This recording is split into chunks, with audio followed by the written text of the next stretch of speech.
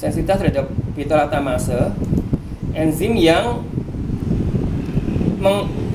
nonaktifkan penisilin dengan cara membuka cincin beta laktam, kemudian menyebabkan bakteri resisten terhadap penisilin.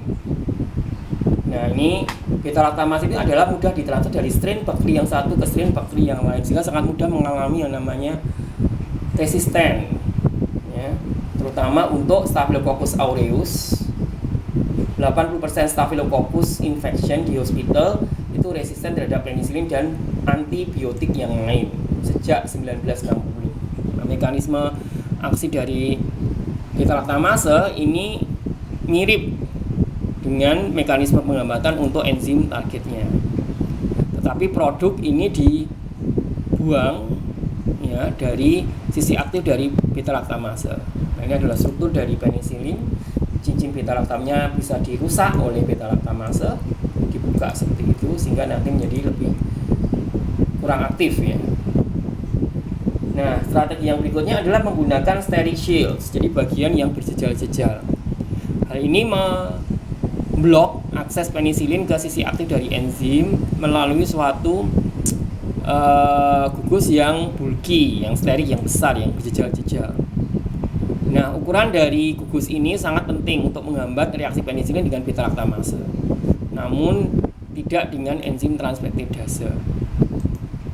Nah, ini ya, gugus yang besar di sebelah sini itu akan diharapkan bisa meningkatkan efektivitas penisilin terhadap transpeptidase, namun tidak dipengaruhi oleh beta laktamase yang merusak tadi. Nah, kemudian ditemukanlah meticillin oleh methicillin, itu pabrik Bichem, ya. Di sini bisa lihat strukturnya, pada bagian R-nya ini benzen, kemudian ada gugus methoxy pada posisi orto. Nah, ini gugus methoxy ini memblok akses beta laktamase namun tidak pada transpeptidase.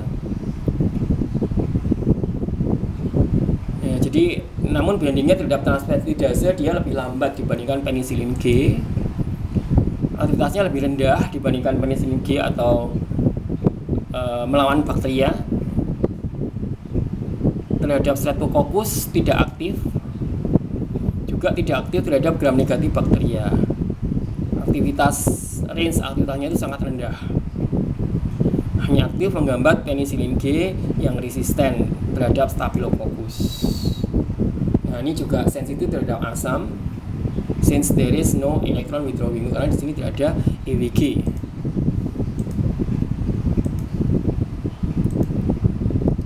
Nah, ini gugus contoh lain, gugus yang bulky dan gabungan dengan electron withdrawing. Pada oksasilin R dan R aksennya H, pada kloxasilin R-nya Cl, R aksennya H, ya. Kemudian pada flukosasilin itu, ya, bisa kita lihat bahwa turunan ini secara oral dia lebih aktif dan lebih tahan terhadap asam, juga tahan terhadap beta laktamase dan aktif menghambat Staphylococcus aureus, namun kurang aktif terhadap, dibandingkan dengan obat-obat penisilin yang lain, ini kurang aktif. Tidak aktif menghambat gram negatif, yang juga dia mempengaruhi absorpsi dan binding pada plasma protein, jadi pada distribusi farmakokinetiknya. Kloxasilin ini lebih baik absorpsinya dibandingkan oksasilin. Flukosasilin kurang terikat pada protein plasma, jadi nanti kadar dalam darahnya itu lebih tinggi. Nah, faktornya dinding sel ini mungkin merupakan pelindung, ya, yang menghalangi akses obat terhadap bakteri tersebut. Kemudian banyaknya jumlah enzim transpeptidase menyebabkan dosis obatnya harus dinaikkan, ya. Kemudian resisten terhadap transpeptidase, terjadi mutasi misalnya. Kemudian keberadaan enzim beta laktamase yang merusak cincin beta laktam dari penisilin itu bisa menjadi faktor penghambatnya. Dan juga transfer beta laktamase between strains. Selain itu efflux mechanism, ya. Strateginya adalah dengan meningkatkan sejumlah faktor yang terlibat dalam satu strategi itu the number of factors involved make a single strategy. Jadi kalau hanya satu strategi saja itu hampir tidak mungkin ya, karena faktor-faktornya ini begitu banyak untuk strategi mengatasinya gitu. Nah, ini menggunakan trial dan error untuk memvariasi air group on the side chain. Ya. Successful in producing broad spectrum antibiotic.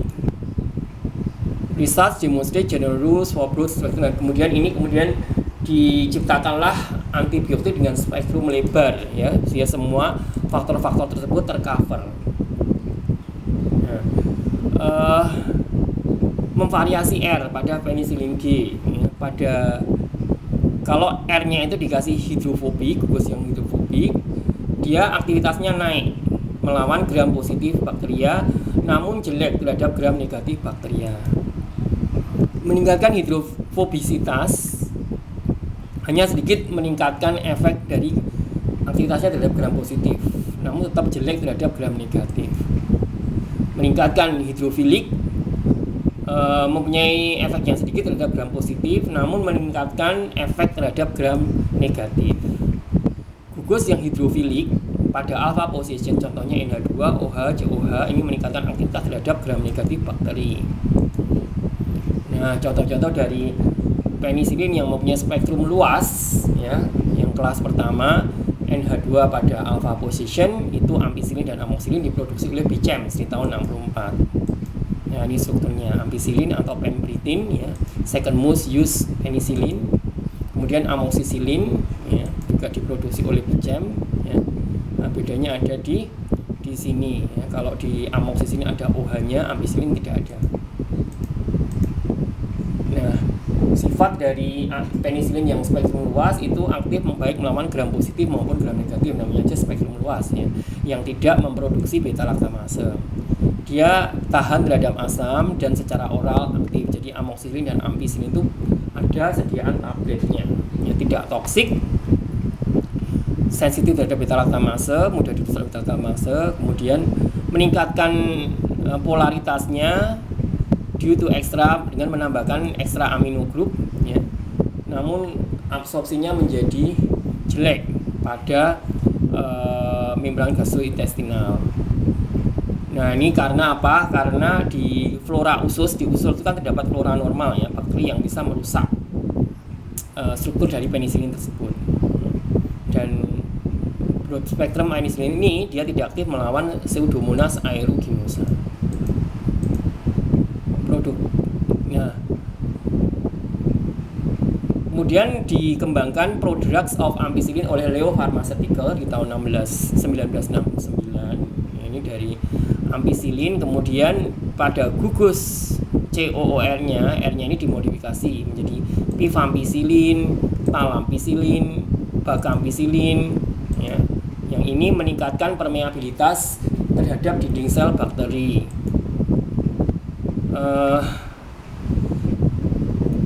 Pembentukan ester ya, jadi di sini COR kan suatu ester ya, ini berarti diproteks ya. Karena apa? Biar untuk meningkatkan hidrofobisitasnya, dan nanti ester ini akan dimetabolisme di dalam tubuh memberikan free drug. Nah, jadi ini hanya sebuah prodrug ya. Prodrug itu kalau di luar tubuh masih belum bersifat sebagai obat, begitu masuk ke dalam tubuh di metabolisme dia menjadi drug. Nah, mekanisme aktivasi dari suatu prodrug ya, ini struktur dari antibiotiknya terhadap enzim ya, enzim menyerang sebagian molekul pada gugus OH dari serin tadi terdilokalisasi, putus ya. Nah, kemudian H akan diambil oleh gugus ether, putus lagi ya, terbentuk asam karboksilat ya. Extended ester is less shielded by the penicillin nucleus. Jadi ester yang panjang itu hanya diubah sedikit ya oleh cincin dasar dari penicillin. Nah, secara kimia itu tidak stabil ya, terhadap reaksi hidrolisis dan mudah rusak atau terdegradasi. Metil ester dari ampicillin tidak dihidrolisis di dalam tubuh. penisilin yang bulky, yang besar, ya, itu bersifat sebagai efek sterik, ya. Nah, kemudian ring aktivitas dari broad spectrum penisilin kelas 2 yang COH-nya pada alfa posisi karboksi penisilin. Ya, ini jadi ini dimodifikasi, di situ ada karbenisilin, karvesilin. Karvesilin merupakan produk dari karbenisilin. Ya, dia aktif dengan range yang lebih luas melawan gram negatif bakteri daripada ampicillin. Aktif melawan Pseudomonas, namun resisten terhadap mus beta lactamase dan less aktif terhadap gram positif bakteria. Sensitif terhadap asam, sehingga penggunaannya tidak bisa per oral, dia must be injected. Ya, secara stereokimia pada bagian alpha position is very important. COH pada alveolus juga terionisasi pada pH darah. Nah, ini kemudian contohnya tikarsilin, ini diberikan secara injeksi, mirip dengan antibiotik spektrumnya seperti karbenisilin.